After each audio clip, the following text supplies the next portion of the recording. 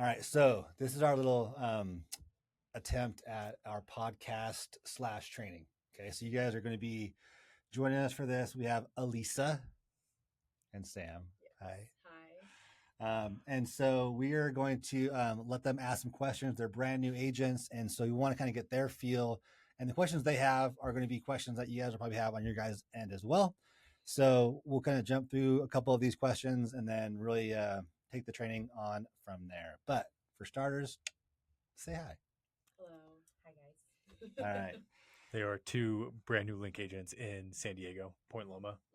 They'll be joining, and kind of, I don't want to say guinea pigs with the mentorship program and with some of the 21-day agent crash course. A lot of what we're going to be building is around you guys. So your guys' insights obviously very valuable to us. And so introduce yourself. And I'm a little biased. I mean, Samantha, I've known since she's been climbing out of her crib when she was a little one. So anyways, it's cool to have her on board as well as Elisa. So welcome. All right. Yeah. So I'm going to turn the floor over to you guys and really kind of just let you guys take control and ask questions and what is it you want to know or all that fun stuff. Well, I think it'll also be important for the viewers to know, like, I will be a little bit more part-time. I'm also a nurse, so part of my challenges will be figuring out how to navigate both my nursing career and real estate, whereas Elisa will be more full-time, so I think it'll be nice for people to see the difference. Yes, definitely. We might have different questions just solely based on that too. Sure, absolutely. Because I have quit my 9-to-5 and just put all my eggs into the basket of real estate. So yeah, so you have to succeed. Have to. Perfect. On that, really quick, Craig, do you recommend people jumping in full time or staying part time? That's one of the biggest questions I always get.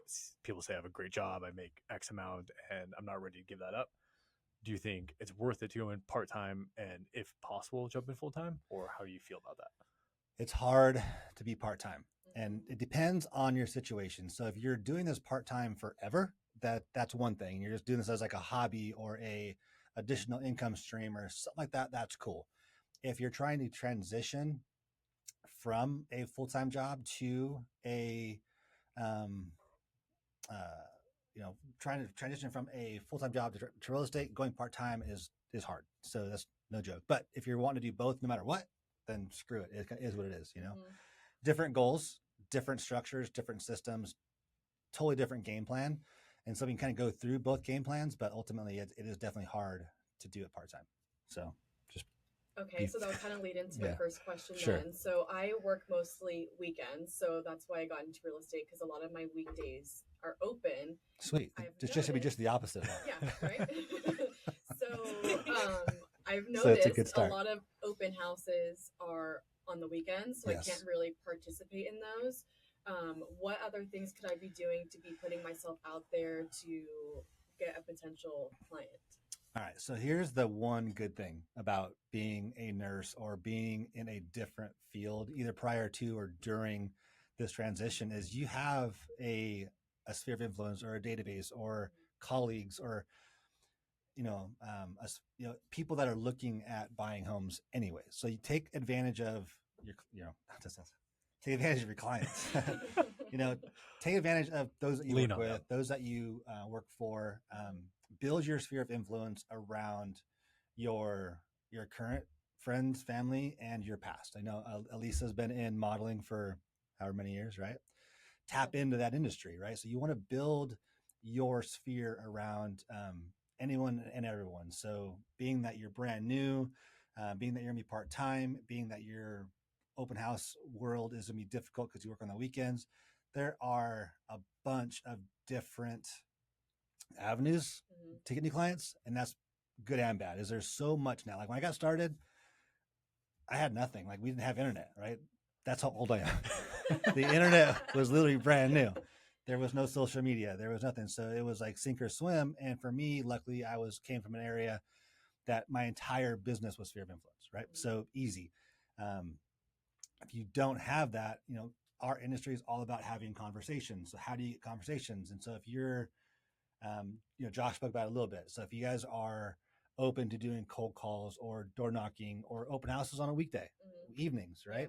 Have your little mimosa Monday night open houses or whatever, right? You're coming from an area down in San Diego, Yes, most of Mondays, right? Have your open house Wine on Monday. Wednesday, most of Monday. Whatever. Just find your own little plan, right? And no matter what that plan is, it's all about consistency. So if you're doing something on Tuesday, Wednesday, Thursday, then do it consistently on Tuesday, Wednesday, Thursday. I don't care if you're working 3 days a week or 4 or 7, just do it consistently. Because if you're doing 3 days a week consistently, you're going to be doing more than the agent that jumps in doing it full time and doesn't have a plan, right? So whatever your plan that you make for yourself, just be consistent and have conversations around real estate. If it starts in nursing, it starts in nursing. Oh, and by the way, I'm also a realtor, right? Yeah. Okay. How long would you suggest working on like a certain avenue? Yeah, go ahead. Like, let's say I'm like, do Wine Wednesdays on open houses or, forever. Whatever. Forever? Yeah. Okay. Yeah. No. So the biggest problem that agents face is they try something and it doesn't work, and they shift something else and it doesn't work. They shift something else and it doesn't work because they don't put the time in, right? So if you are doing something that takes time to build, let it build, right? You can't just bake a cake in 2 hours. Right. Can you? Yeah. You can. And I mean, from start to finish, like putting the ingredients together, you got to let making bread, maybe a better analogy. You got to let it sit. Sourdough right? bread. And let it kind of marinate. I think to build traction. Fine wine takes time. Something like that. I was getting somewhere. You knew where I was going. Yeah. I'm going to kind of counter you a tiny bit on that. Please. Try it. You're 8, but go ahead. You could be looking at different things. It's not just like, is Wine Wednesday working? Am I closing houses? It might take a year, it might take 2 years, it might take 3 before you actually consistently close houses. If it takes 3 years, then get out of the business. Yeah. Okay. If you're doing Wine Wednesday every Wednesday, nobody's showing up, maybe you need to change it or tweak something within it. You could look at like smaller KPIs within a lead gen strategy to see if it's going the right way. If you're running meta ads and every single person you call, the phone disconnects because it's a fake phone number, maybe you need to make it harder for somebody to fill out that instant form. It's not just looking at, is this lead avenue working because I'm closing deals? It could be, how many conversations am I having? How many qualified leads am I actually getting? How many people are actually expressing interest, or my conversations mainly? So it's not just like, is this working because I closed a deal? It could be other KPIs that you're tracking. Technically speaking. Right. Don't want to give him too much credit. Technically. So, and I'll kind of elaborate to you, because it doesn't matter what, I guess, you do choose for your lead gen strategy. It's all about conversations. And so whatever is going to get you the most conversations is what you should do, and then build upon that, right? So if you are doing your little, call it Wednesday open house or whatever you're going to do it well, right? Not just do it consistently, do it well consistently. And so there's a whole training that you have on, or a bunch of things you can do for open houses versus training on social media versus training on cold calling versus training on sphere of influence. Whatever you do it. Okay. Right? Do it right. What? And as you're going through, like, sometimes it's not changing the lead gen strategy, it's tweaking one part of it. So maybe your open houses are sucking. Have you tried server prospecting? Because you suck. You know what I mean? Change your game. Change your game. It might just be changing the outreach. Like, are you inviting people? Are you door knocking before? Are you server prospecting before? Are you sending texts, emails? Sometimes like a small tweak like that isn't changing the like lead gen strategy at its core, but just how are you getting people in the door, and it can make the biggest difference. Right. And so it's really about refining as small as what text are you sending? What's the email subject going to be? What's getting people to open those emails? Like, when you get like really look at it under a microscope, there's a million different ways you could kind of slice any type of lead gen strategy. And like you were saying, most people come in and they do 2 open houses, and instead of saying, how can I change getting people there, they say, okay, I'm gonna go do cold calling, and then that's not working, and then they're gonna do meta ads and their ad sucks, or their way they're converting that lead sucks, or the drip campaign sucks. And instead of really looking in on what they're doing and how they can optimize it, they'll just give up and try something new and then wonder why it never works. Some stuff we've been working on 12 months, 18 months that we're like consistently changing the campaign with, they're just now really like showing promise. But it takes time sometimes. Yeah. And this kind of lends to a bunch of different systems built into one, because if you are doing open houses, that leads to door knocking, because if you do have an area that you're sitting an open house in, you can door knock, 30 houses around this house, and you're not just doing it blindly, you're doing it with a purpose, right? So you could have a little gift. Hey, we're having an open house. I want to invite you to the open house. Just to come check it out. And oh, by the way, do you have any friends moving to the area? And when do you plan on selling your house? So you can kind of take that open house and then kind of compound that by door knocking, right? And then compound that by doing texts and emails or phone calls or whatever. Just compound that strategy with different tactics. It made sense. Yeah, it did. Yeah, okay. It made sense to me. That was a simple question, right? Yeah, all right, yeah. Go ahead. I was being serious. I did. Thank you. I appreciate that. It's like you've done this for a long time or something. I know. Can you tell? I don't know. Yeah. And I'm different. Like my whole career was built off of like one thing, and that was like what Josh was saying earlier about like having his pie giveaway, right? Like my mom was like the queen of that. She gave every month, gave something away. Didn't have drawings or whatever, but she just literally gave something of value to her database for 30 plus years. And that was how I learned, right? Do well by your clients and then they'll do well by you. But hard starting out. So a few questions came up on the top of my head. Sure. So one of them being, you said staying on top of, one of them was market trends. How do you suggest a new real estate agent to stay on top of market trends? Second one, different area, but where would you suggest we draw the line for difficult clients? Do you suggest we just take them anyway since we're new? How do you deal with difficult? Take them all. Yeah, I mean, the longer you're in the business, you'll kind of fine tune who you want to work with, and they'll find you, right? Back to energy and vibration. You're going to put out a certain vibe that's going to attract a certain client. In my mind, right? I tend to work with people that I like. It's not by accident. That's just who I am, right? They're going to work with me because they want to work with this guy, right? And they're going to work with you because they want to work with you, so on, right? And it's a different world. And so getting to that point, though, as far as what do you do to get market knowledge, MLS is your friend, right? So put yourself in a buyer's shoes or a seller's shoes. Go out and look at property, know your market. If you're working in San Diego, go know that market backwards and forwards, right? Know what's happening, know what's new, newly active, know what's recently sold, know days on market, know price per square foot, know what area over here is selling versus this area. I guess just know that part. You don't need to know so much like national news, but you're be like the area specialist, and it just takes time to really just ingrain yourself into that market, right? Like I was telling you, if you wanted to go out and like look at property, right? I'd show you around like you guys are buyers. Show you how I talk to you guys as a buyer, leading questions to ask. Getting started is difficult because you guys are going to come at this kind of scared, right? Like, holy shit, I have a buyer. Now what? Like, I'm going to show you property. I don't even know what I'm looking at. So, yeah, I dive in deeply with understanding your market and questions buyers are going to have, right? Talk to, I don't know who you're going to use for lender. I'd like to use Link, but obviously Kim is might be a go-to for you. I don't know, but I'll push you to use Link. But with that being said, know some terminology when it comes to loans. You don't need to like pre-qual that buyer, but you're going to want to know how to lead that conversation, right? Know kind of what to ask and when to ask it and how to direct it. But how do you suggest we learn to ask those questions? Time. Yeah. So like I was saying, if I come down and I can show you property in Cane Lake, you know it pretty well. I can kind of lead you that way pretty easily. I don't know San Diego. I could probably learn it pretty quickly, and I'll show you how I learn it, and then just follow that, right?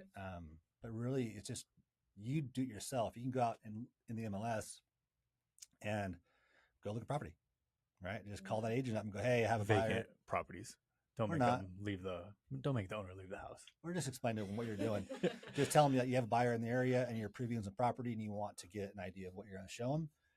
Most agents are going to be cool with that, right? Or you can even do content, right? Hey, I have some buyers in this area. I want to send some videos. Are you cool if I come by and film some content, right? And then as you're doing this, you're going to get to know what's out there. Have your hot sheet tell you what's new, what's coming, and what's sold. And just know that shit. Open houses, walk-in open houses. I think you went last week and talked to the agents. how's traffic been? Are you getting a ton of people? Or do you have any offers on the table? If you go to 20 open houses in one zip code and nobody has offers and nobody has any buyers, probably not the best market for the seller right now. If everybody's like, oh, we have multiple offers, we're sending out multiples, you probably need to come in pretty high over asking price. And that's just being around it. You talk about like mortgages and escrow and terminology. Rates. Talk to your loan officer, talk to your escrow officer, call and say, hey, I'm brand new. What do you need from a buyer before you can pre-approve them? Like what questions would be helpful for you to pre-approve my person? Just being around it, calling. Most agents like get scared and they don't want to call their loan officer, call their escrow officer, call a mentor, call whoever, and ask the questions. And so they go and they look it up online or don't just let it kind of die. So don't be afraid to call people, ask questions. People want to help people. Well, and today's day and age with YouTube, with Chat GPT, I mean, I know you guys just Google some questions or what you can edit that out, or you can look at that, right? So don't depend heavily, or I shouldn't say heavily, don't depend fully on that, on Chat GPT or on certain things, but it's helpful, right? They're going to have a lot of information. And so if you have a question, YouTube is huge, right? They have all kinds of things on how to do open houses. They have all kinds of cold calling scripts. They have all kinds of different marketing strategies. I mean, if you have time, watch that, learn it, or ask, What was the question? I forgot the question. How do you keep up with market trends and then dealing with difficult hard clients? Oh, yeah. I take every client. Take them all, and then just learning experience. Totally. Yeah. Especially starting out. If you're doing like 75 deals a year and you can like kick them at that point. Great, but women. And so this is different, I guess, off topic a little bit, but be careful who does call you, right? Specifically, like, oh, hey, I found this vacant house I want to look at down in Chula Vista. Question that, right? Get your constitutional carry and carry that shit and shoot them in the face. So when you're hosting an open house and then you're posting the address, totally. See my open house. Totally. And you're standing in the house. Yes, by yourself. Yeah. Do you ever get some people that interesting characters? Yeah, 100%. You should fear your safety. Yes, and I mean, all jokingly aside, 100%. Like you definitely want to. I mean, if you guys did it together, it would be great, right? Yeah. Back to your talk about a partnership, we can go through that too. But it wouldn't hurt to have a lender with you, or different for a guy. I mean, I don't see someone coming in to like attack me, but you never know. You never know. And I joke about constitutional carry or your concealed carry permit, but dude, I mean, if I'm by myself and I'm a 27-year-old girl, I'm gonna shoot some motherfuckers. Yeah, I have a taser. No, you want pepper spray. You want a 9mm. Or have like Andrew or I or another agent in the area sit it with you. You may want to edit that out a little bit. But, Can you conceal carry in this county? Yeah. You can? For sure. You need a permit, but for sure.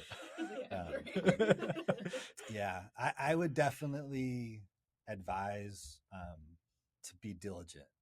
You know what I mean? Or cautious, not cautious, but just think things through. Because, I mean, I grew up very naive in a small little bubble. You did too, right? Like, bad things don't happen to us. Well, shit happens, right? Especially down in San Diego. You get some crazy fuckers out there that are just, you don't want them around. My roommates are always confused in college. Like, why don't you lock the front door? I was like, I never have. Yeah. Tucson. Yeah. Oh, yeah. Tucson's a little sketchy. Yeah, for sure. So a side note, but I think very important. Even like showing property, same thing. Open house or showing property. Know who they are. Know who they are, but I mean, even do a little Facebook searching and check them out. Just be careful. I have another question. Sure. So, I forgot my question. Hold, please. Oh, okay. So, I just forgot it again. Can you cut this? I fully edit this. that part for sure I'm not editing. I do have a question for you, old wise one. Yes. If you could go back that's and just do mean. anything It's different. just mean. Come on. Sorry. I'm 27 at heart.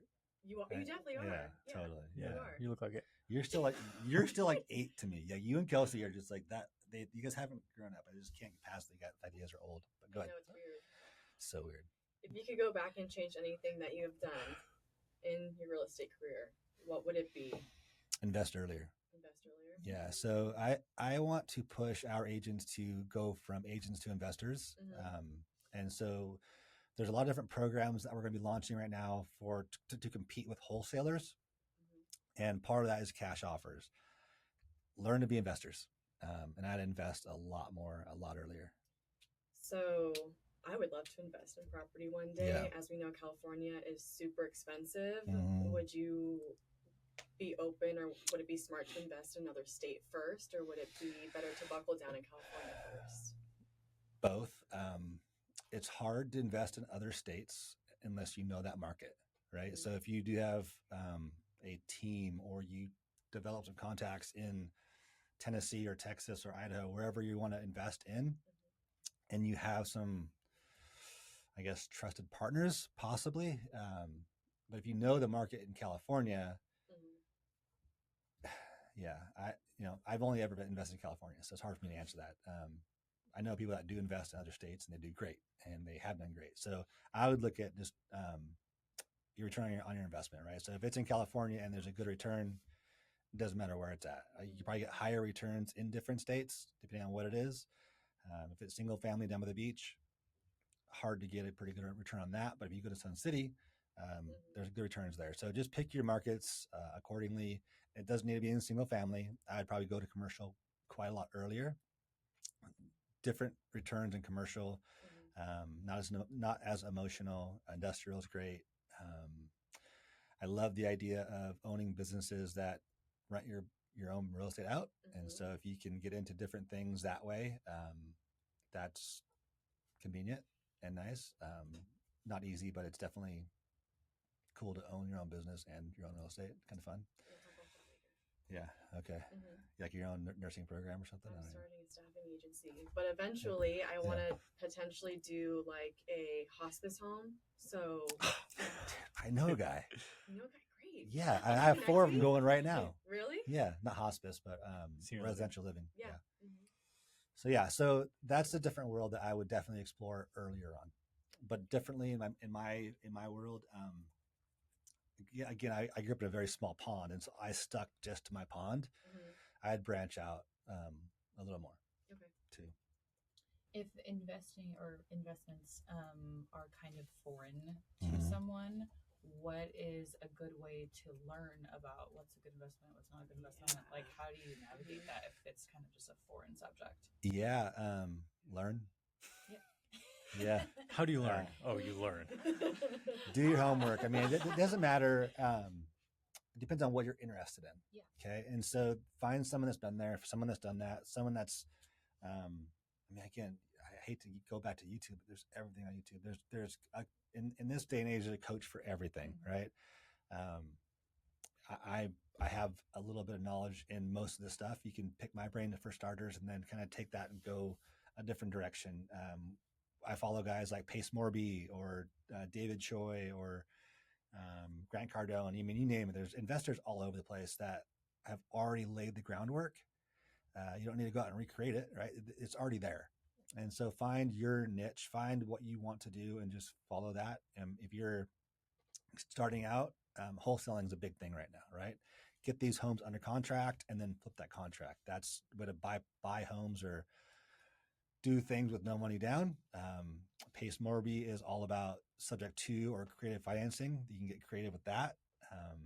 He's looking more now into hotels and RV parks and mobile home parks, different states. So you can look into, there's just so much information out there to be had at your fingertips that it's not hard to go out and research that. Yeah. Yeah. Or you just find someone that grows weed, and then you can open a cannabis shop and then own the real estate. I know a guy. Or pizza or beer. I have one more question. Buyers and sellers. Would you say that agents kind of lean towards one or the other, like after being in the business, or are you just kind of need to be good at both? You need to be good at both first to start out, for sure.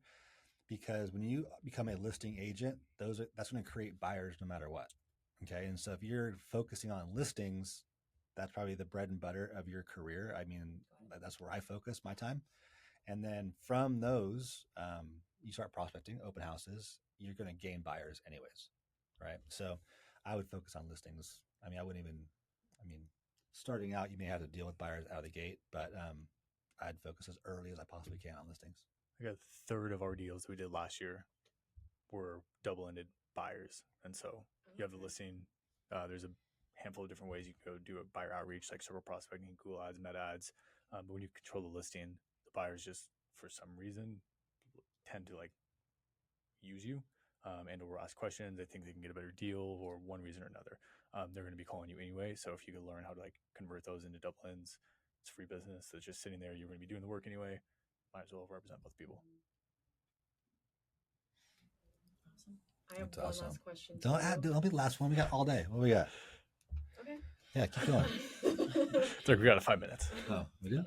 Oh. So we talked about this a little bit, Kobe, before when we first met, but how would you guys suggest we get clients to trust us as new real estate agents? What are things we can say or do to show that we have like the knowledge and support to be a good agent to them? I would rely on your team and don't be afraid to say you don't know.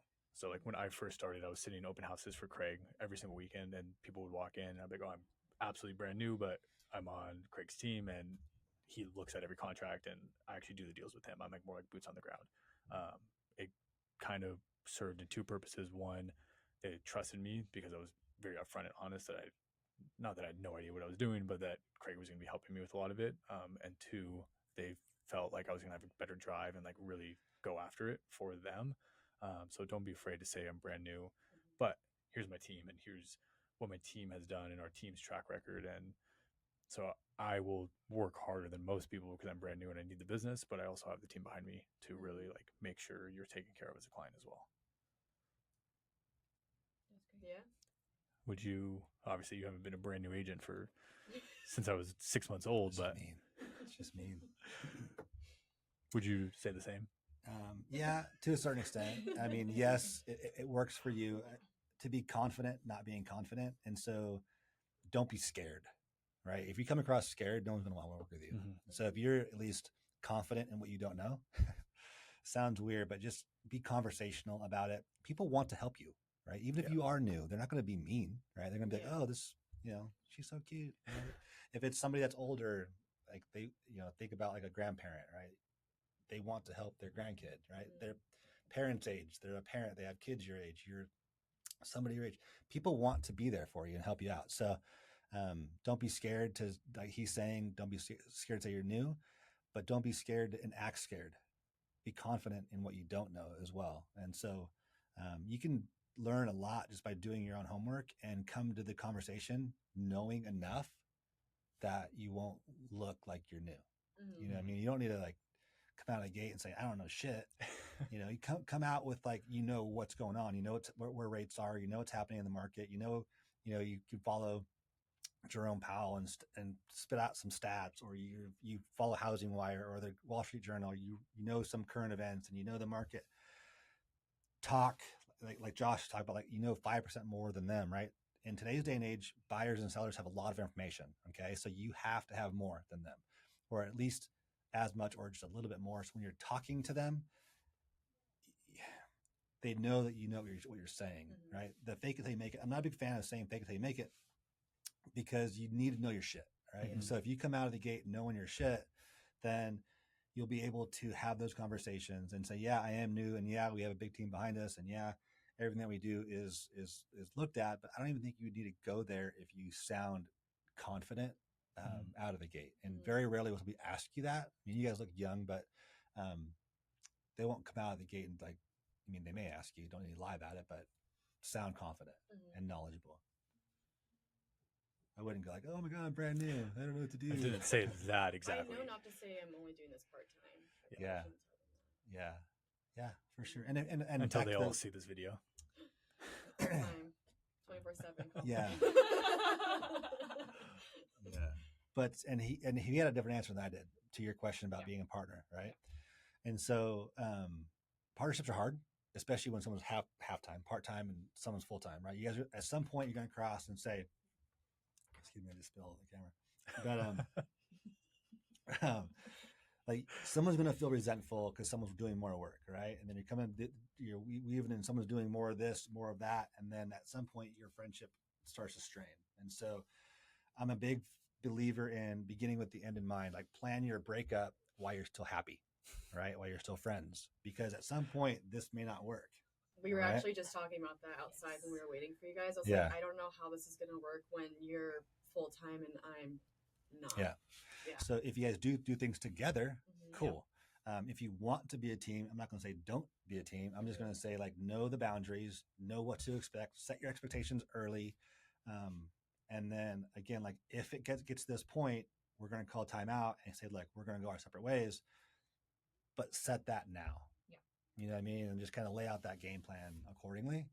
And I'm not a big fan of, I shouldn't say that. I had a partner for 15 years, right? Yeah. So I wouldn't say it ended badly, but definitely there was some, I guess, probably animosity on both sides.